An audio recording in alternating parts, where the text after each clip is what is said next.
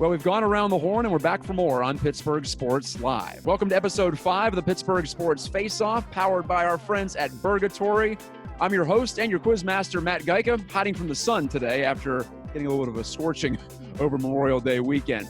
Here's how the face-off works. A sports media pro from the Pittsburgh Sports Now family squares off against a fan challenger, and they'll both take a swing at my lineup of 11 Pittsburgh sports trivia questions. If this week's Joe beats the pro, he'll receive a $25 gift card from Pittsburgh's own renowned Burgatory bar, and also a 3-month subscription to one of our Pittsburgh Sports Now family of sites. So let's meet our competitors for this week's showdown. Like I said, the 5th round of the face-off. We'll go south of the border, the PA-West Virginia border. For this week's Pittsburgh Sports Now Pro, please welcome from West Virginia Sports Now, Cody Nespor. Cody is a native of Mercer County and a graduate of Slippery Rock for his undergrad, now working on his grad degree down in Morgantown. Cody, thank you so much for joining us, and welcome to the madness that is the Pittsburgh Sports Face-Off. Thanks for having me. Excited. Yeah, looking forward to seeing what you can bring to the table here after your predecessors have gone 3-1 on the first 4 episodes of the show. Now for our challenger for the night, we'll bring you a name that you might be familiar with if you follow the local soccer community or high school sports. His name is Matt Grubba. Matt was formerly a beat reporter for the Riverhounds Soccer Club at a couple of different outlets, and he's covered high school sports throughout the area. He's also appeared with me on several Pittsburgh post games after Hounds matches in the last couple of years. Matt, good to see you again. I know we've all been waiting for the soccer season to start, but this will have to do as far as action goes here. Yeah, usually we're crammed together right there in the press box, and now we're miles apart, so good talking to you at least. Yeah, definitely. Well, we're crammed together on the screen, Hollywood Squares style here. I guess that's what we'll have to settle for at the moment. And if I know you, Matt, I know that your sports trivia mind is ready to go here. But for those of you watching, if you haven't seen the first few episodes, or if you have seen 1 or 2 and you need a refresher, here are the ground rules. We'll start with a series of 5 questions worth 1 point each, then 5 questions worth 2 points each, and then a special final face-off question on which you can wager as much of your point total as you wish. Think Final Jeopardy, if that helps you. This is important for our contestants. They'll be saying their names to buzz in, quote unquote, as soon as I finish the question, but I have to finish the question first. Then they'll say their name, and I'll be the judge on who buzzes in first. The fan challenger has been given the benefit of the doubt on anything too close to call recently, and we'll stick with that here in episode 5. And if you both buzz in, or pardon me, if one of you buzzes in and misses the question, then the other will get a chance to steal those points and answer it in a consequence-free environment before we move on. I want to encourage you guys to take shots at these. Okay, everybody ready? All set? Ready. Let's get started with those 1-point questions on the Pittsburgh Sports Face-Off. And our leadoff question, as has become quick tradition here, comes to us from our face-off ghostwriter from Youngstown, Ohio, Mr. Larry Snyder. Starting with baseball, on September 1st, 1971, the Pirates beat the Phillies at Three Rivers while making an unofficial sort of sports history. The Bucs fielded what was believed to be the first starting lineup in MLB history that didn't feature a single white player. Who was the manager who turned in that lineup card? Cody. Cody, go ahead. Danny Murtaugh. Danny Murtaugh is correct. Cody Nespor is on the board. Yes, the all-black, all-Latino lineup for the Buccos got it done that day, and of course it's been done many times before, but 1971 was the first time that happened. The Pirates, multi-ethnic crew, won the World Series, of course, later on that fall. Okay, and then Danny Murtaugh, of course, as you said, was the man who helped that pioneering moment, and actually looked it up. He had 4 separate stints as Pirates manager, 2 World Series, 1960 and 1971. So the man got it done. All right, Cody's up 1-0 as we go into question number 2.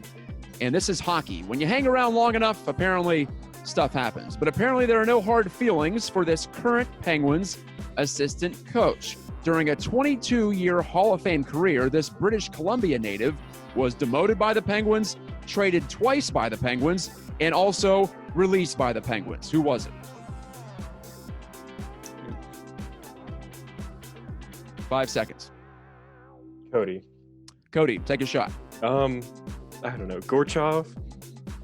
No, there is no one named Gorchov on the Penguins staff. I'm thinking you might mean Sergei Gonchar, in which case that is incorrect. Matt, you can take a shot.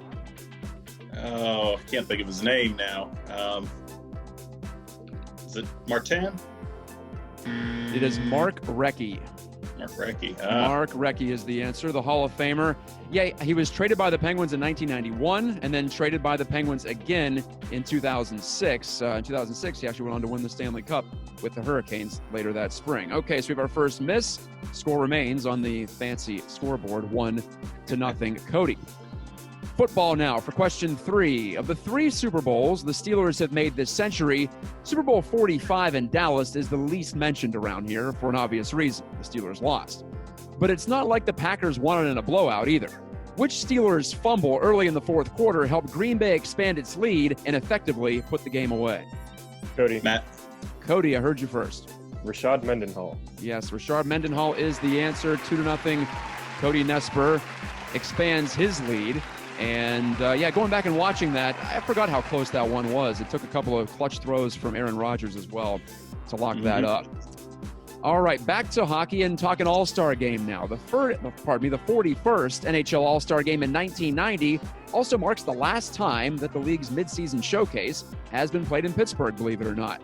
Under the steel dome of the Civic Arena, the skills competition made its debut, and in the game itself, the Wales Conference scored a then-record 12 goals en route to a win.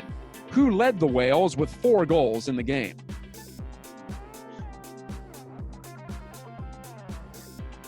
Five seconds. Matt. Matt Grubba, go ahead. Mario Lemieux? Yes, it's maybe the easiest guess that you could possibly have, and it is correct.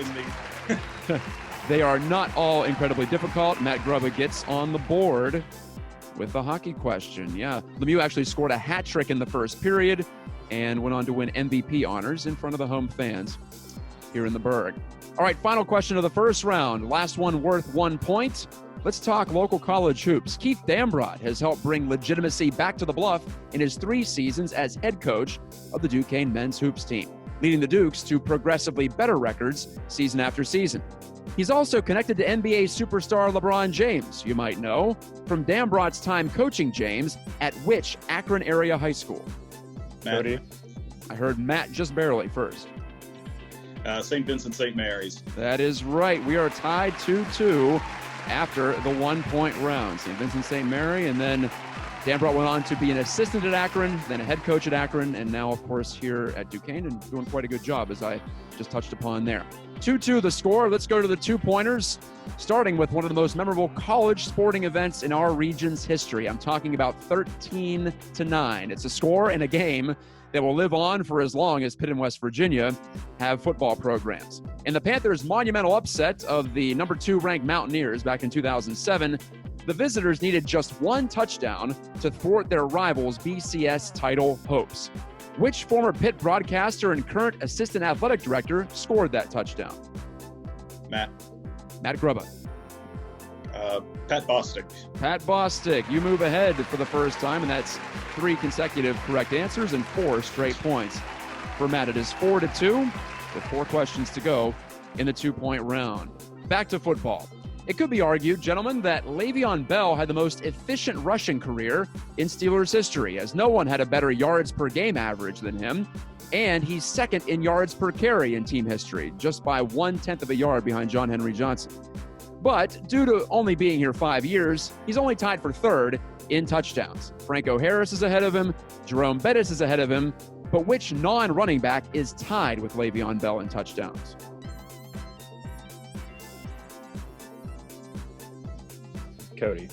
Cody. Is it Antonio Brown? It's not Antonio Brown. Matt, a chance to steal. I'll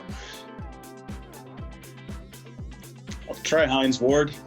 Hines Ward is not correct. Cordell Stewart, actually. 35 rushing touchdowns in 113 Steelers games. So, first miss in a few, but still very tight. 4-2, Matt over Cody.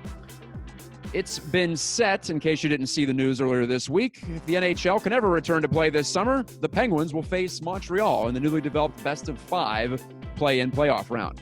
The Penguins are 0-2 all-time against the Habs in the Stanley Cup playoffs, including an infamous 7-game loss in the final series at Mellon Arena history back in 2010. Which Canadiens goalie helped author that historic upset for the Canadiens? Cody. Ooh, that was close. I thought I heard Matt first. Carey Price. No, that's incorrect. Cody, a chance to steal. That was my guess. No, Yaroslav Halak, actually. Carey it's- Price and Halak were splitting duties at that point. It wasn't quite Price's crease, but yeah, Halak shut down the Capitals in round 1 and shut down the Penguins in round 2. Mike Camilleri also had a huge series. He scored 7 goals in the set against the Pens to help them move on. So we remain at 4-2. Here's the written proof with now just 2 questions to go before the final face-off. Despite finishing in last place last season and with 93 total losses, leading to the firings of Clint Hurdle, Ray Steerage, Neil Huntington, and Frank Coonelly, last year's Pirates in late June were able to do one thing no other team in Major League Baseball did last season. They won a 3-game series in which city?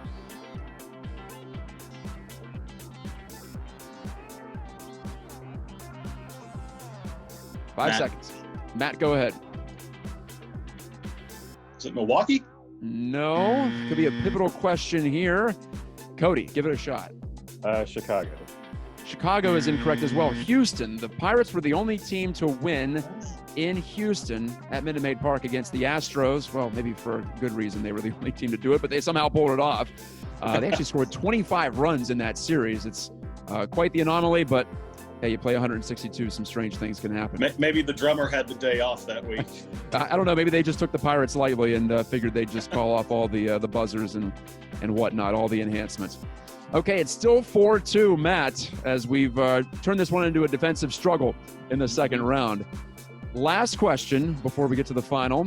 The Pittsburgh Spirit were an indoor soccer team that played at the Civic Arena from 1978 to 1986, at one point growing popular enough to even outdraw the Penguins in at least one season. But I'm not going to ask you about any of the players or the coaches for the Spirit. Instead, I want you to tell me the name of the team broadcaster who went on to call countless games for the U.S. national teams and in the World Cup.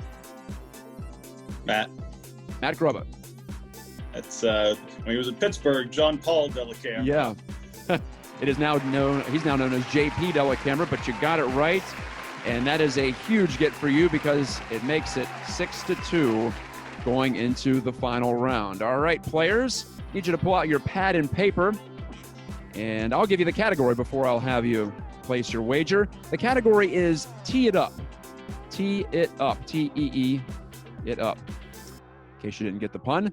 Place your wager and get your pens ready for the question. Let me know when you're all set. All good? Okay. Ready?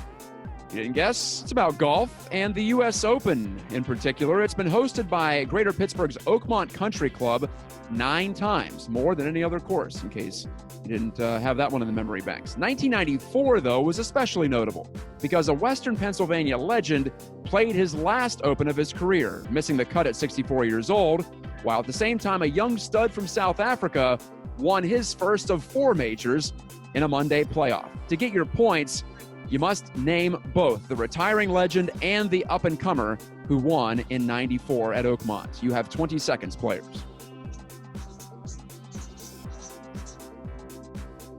You can even hear someone scribbling. Sounds like a Sharpie.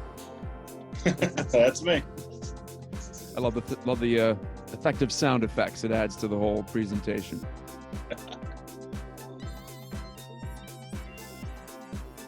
Down to 5 seconds. And 3, 2. All right, pens down, gentlemen. And Cody, you trailed 6-2 going into the final round, but I'm curious how much you wagered, first of all. I just want to remind everybody I was born in '96, so No excuses, no excuses. I feel as though I'm at a somewhat disadvantage, but All right. I don't know. Wagered 2, okay. And you have Arnold Palmer, and you did not offer a guess at the second part, the young up-and-comer. Arnold Palmer is correct. Pretty good guess, I would say, if you weren't that big of a golf fan, or obviously you weren't watching live back then.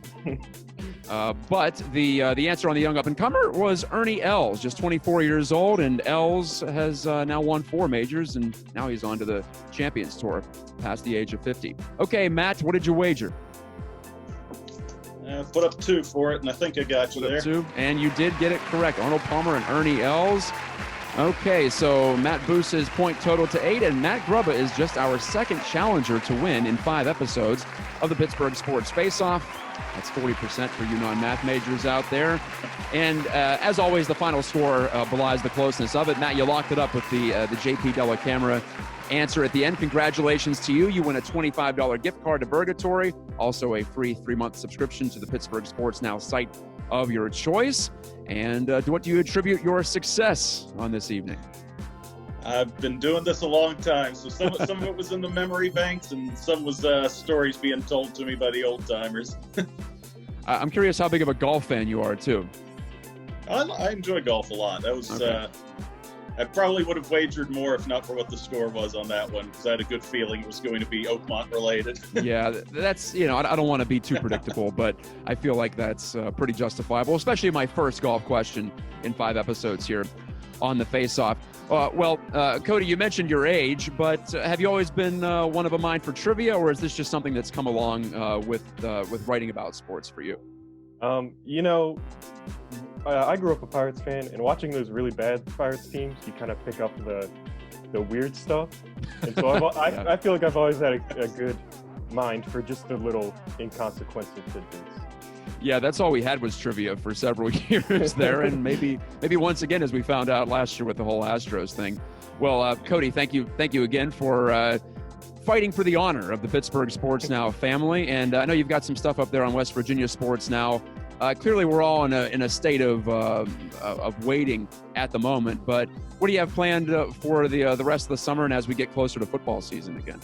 I think the biggest thing right now is Neil Brown's recruiting, because this is going to be the first class that's just him. And he's offering, the top of the top recruits so far. And so I think it's going to be interesting to see what he can actually bring to West Virginia next year. Okay, yeah, definitely a changing of the guard with leadership.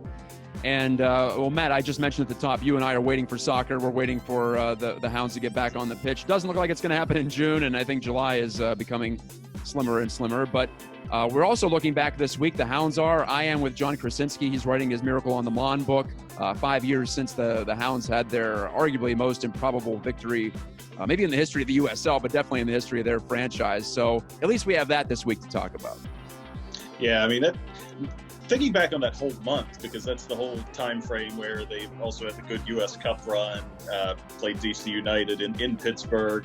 That was a pretty entertaining month for soccer fans in general. Really, I'd say probably the highlight of the modern era for the team.